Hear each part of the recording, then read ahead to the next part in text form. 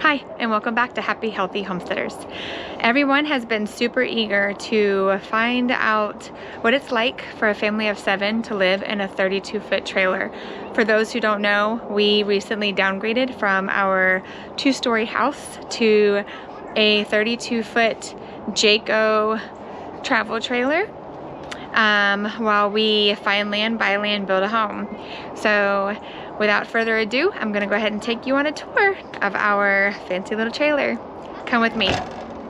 So as you come into the camper, the first thing that you see is our living room.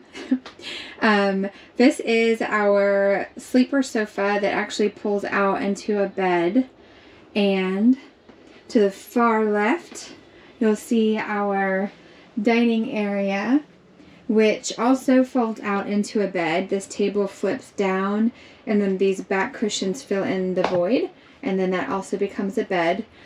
Starting back at the front door, when you turn to the far right, this is hubby's side of the room. This is my room, which I will go ahead and show you.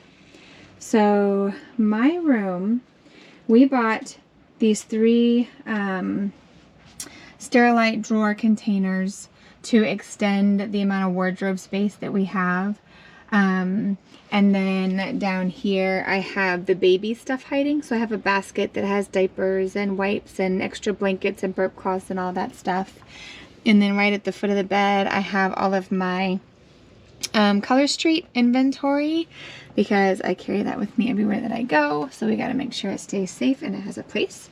And then this is my closet where I have my shirts hanging, and then I have like a little drawer thing here that has some pants, and then I have more baskets and drawer space up there. And then I also hung up a little jewelry spot for me, and there's a little love note from my son. And then if you are crazy about beds being made, I probably should have pre-warned you not to take part in this part of the video, but I will tell you that making a bed in a camper is really, really hard. And basically I just get up in the morning and I throw up hubby's side of the bed, and then I stand out and I throw up my side of the bed, put the baby stuff in the middle, and we call it done. I also, let me turn this around, I also have on the back of my door some hooks for my jacket, my sweater, and my towel. And that is my bedroom. Then if you look behind me here, we have the kitchen. So the kitchen is a kitchen. We have a microwave, we have a stove, we have a sink. The sink has a cutting board on it, and then it also has this like dish, I guess it would be like a dish rack thing here, that both of those come out, and then we have a double-sided sink, but when they're there, it extends our countertop space. This is our coffee station, where we have our Keurig, and in the cabinet down here, we have the first shelf is our coffee stuff, and then the bottom shelf is, you can see the doggy water bowl and the doggy food. We keep that locked up tight because the baby likes to play in the doggy water, and we are trying to discourage that. So the dog knows that it's there, and actually when he's thirsty he just comes over and fusses at the door, and then we open the door for him and he drinks, and then when he's all finished we close the door back up. We use these cabinets here for our dishes. So you can see we have our plates and bowls and cups, and then on this side we have some more dish stuff. And then down here, this is a basket for the baby and his toys, because he likes to play with toys when he's in here with us. This is most of our essential oils, and then these are DVDs in the back, and then some more baby toys. And then here we have 4 drawers for our towels and our silverware, and then our cooking utensils. And then up here is where we keep our mixing bowls and our measuring cups, and our strainers and all of that stuff. And then on this side is where we keep the bigger bowl and the salad spinner and 2 large plates that wouldn't fit in the other one. And then usually the waffle makers sit here, and that's their home, but they are currently out in the outdoor kitchen because we cannot plug them both in on this back wall without short-circuiting everything. The kids always have their cups lined up here. That's our Vitamix. We have our trash can and different things under here. Then we have an oven.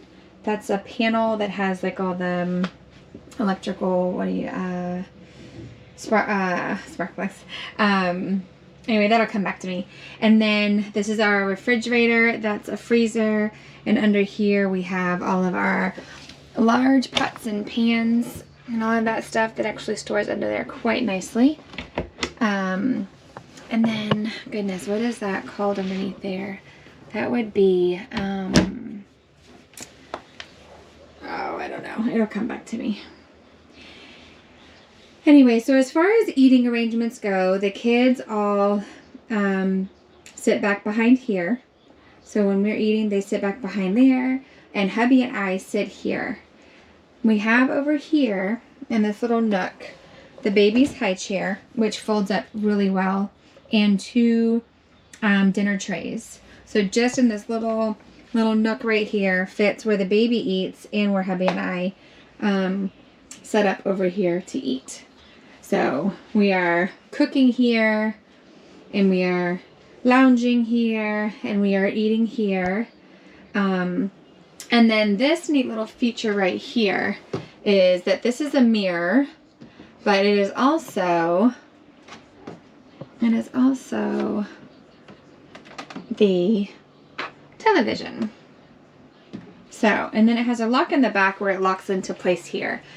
But when we are in what we refer to as the common area, we can watch TV there. And then when hubby and I go to bed at night, we can flip that around and we can watch TV from the bedroom, which is really neat. And then this little, this is a collapsible ottoman that I purchased on Amazon to put all of our blankets in, and then also to, you know, prop our feet up and get comfy, whatever. So we have a little bit of extra storage up here. This is where we keep our media stuff, and this is where I keep important papers and extra essential oil stuff. And then if we look towards the back, this is what we are calling pantry number 2. So this is pantry number 1. Which actually holds a good amount of stuff. We have our spices and all that kind of stuff in there too. And then this is pantry number 2. This is the one that we keep most of like the dry lunch stuff that the kids like to get into a lot, because I just have a bin in there that they slide out and they get all their stuff, and then they can push it back in. And then this is our little doggy area. We actually have a separate video coming on a DIY on how we turned this into a doggy crate system. Because before, we just had the big crate sitting right here in the middle of the camper. We didn't like that, and he didn't like that. Our dog is very much like, you know, cave dog. He likes to hide under pillows. He likes to be covered with blankets, and he likes to be right in the middle of all of us, but in his dark spot. So when we had him in the crate in the middle of the camper, he was getting very anxious, and he was starting to like kind of scratch at himself and do the things that he does when he's really stressed out. And since we did this system that we did here, which like I said, we'll show you on a separate video, he's been happy and he stopped scratching and doing all of that stuff. We don't have this big crate in the middle of our floor, so it's been fantastic. Anyway, moving on, I'm gonna switch you back around. When you come through our, what would you call this, a little hallway area right here. This is our bathroom to the left. This is where we hang towels when we're in here to take a shower. For my blow dryer and all of that stuff, I actually got this little basket from Home Goods and just hung it on that towel rack there. And this is a Norwex rag for everybody to dry their hands on. We have a lot of toothbrushes, and I'm currently working on a system for being able to charge those. Right now we were just rotating in and out, but my little bulb on my Scentsy thing here is burned out, so it's not working right now anyway, so we just pulled it out and have an extra plug right there working. And we have a sink with some under storage here, and there's a little bit of storage here where we've put 2 baskets that holds all of the hair bows and the hair ties and the barrettes and all of the things. And then I just bought this silicone brush online, and it sticks to the wall so that it's up out of the way, since there's not really any floor space. The little bit of floor space we do have down there has a trash can. And then we have our toilet paper holder here. And then, of course, every room has to have a little bit of decor. And then we have the medicine cabinet. And then here is our shower. It's a good sized shower. It has like a little tub. The baby was in here playing a few minutes ago, so he's knocked all kinds of stuff down there on the ground. But it's a good sized shower, and it has just a big enough tub for the baby and Princess Sweet Potato to take a bath. And then when you come out of our fancy bathroom and you walk further to the back, this is the schoolroom slash kids room, sleeping area slash playroom. This is definitely like the reason why we picked this particular camper. So what is special about this particular camper is that it has four bed areas. It has 3 bunks, and then down here, this is actually like a Jayco couch that we just laid both of them out flat and made a bed out of it. But what really makes this area special is that both this side and that side are both slides. So that gives us a lot of extra space right here. More than you can actually see, because I'll show you in a minute that this actually flips up. But this is our schoolroom area, and we use the whole thing for our homeschool stuff. And this table right here, let's see if I can show you. This table right here, this is our morning basket. And then this table right here actually flips up, and underneath is all of our homeschool supplies. And then when we're doing, actually doing homeschool, this leg comes down like this, all the way down, and it holds the table up. And then when we're finished with school for the day, we just put it back up and close this down to give them more space. And then, let's see if I can show you over here. This is Emma's bed. And Emma's bed, actually, I'm kind of ready for, we're ready for bed for the night. But her bed actually folds up during the day like this. And it has a latch over there. And then this is where all of their toy storage and all of that goes. And so that stays there like that in the evenings. And then we even leave it there like that during school time, so that they're not tempted to play with all of the toys until school is over with. And then we bought them all except for Emma, because she's got all that storage underneath for her toys. We bought them each these little bins that go on the foot of their beds.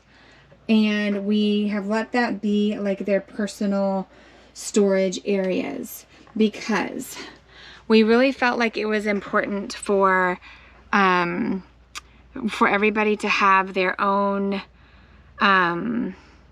personal space. I guess it's a box, so it's not really space, but it's a place to keep all of their personal things and the things that they wanted to take with them, because we didn't want them to feel like they didn't have, anything at all. So they were allowed to bring with them whatever they could fit into these boxes.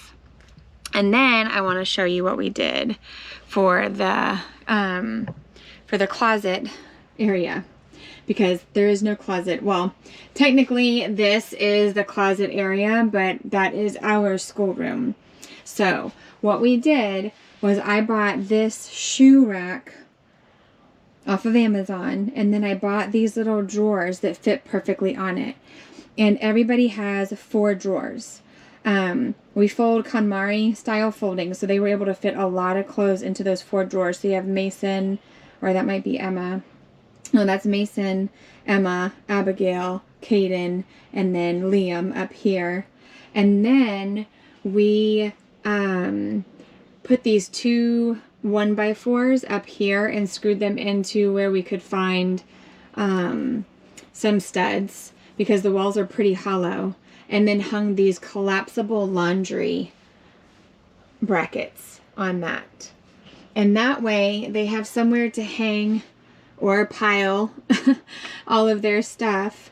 But then when we are ready to travel and move, we can just take all of their clothes down, lay them on their bed, and then these collapse and come off, and we're able to bring this slide in and get that space back.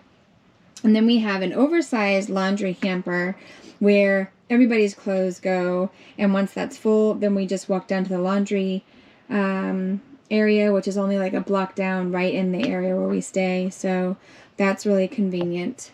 And that's pretty much it. That is the 32-foot, what we've been referring to as the Jayco house. So for everybody who has been dying to know and has been so curious about our space, that's it. That's our space. So this is about as good as it gets, I feel like. A lot of people are asking me, what does it feel like to live in a 32-foot trailer? And when I describe it to them, I pretty much say, it feels like when you go on vacation, and there's always like that moment, you know, when you say to yourself, you know, I could live without all of the things. Like, this is nice living, minimal, and it's nice, you know, not having a whole lot of stuff and a whole lot of mess, and just, you know, focusing on spending time with each other. It feels like that, only it's for a longer period of time. But we definitely miss a lot of things, and we're excited to move on to the next step and get our land rolling so that we can build our dream house and get our dream farmette going. So thanks for joining. I hope you enjoyed our tour of the camper, and don't forget to like, share, subscribe, hit that bell, all of the things that helps us get our channel out there, that helps you to know when we have more videos coming. I guess this is going to be quite a journey. We're going to be new to everything that we're doing, so you will be learning and watching us make all of the mistakes so that you can know what to do, what not to do, and hopefully, you know, we can all kind of go through it together. But thanks for joining.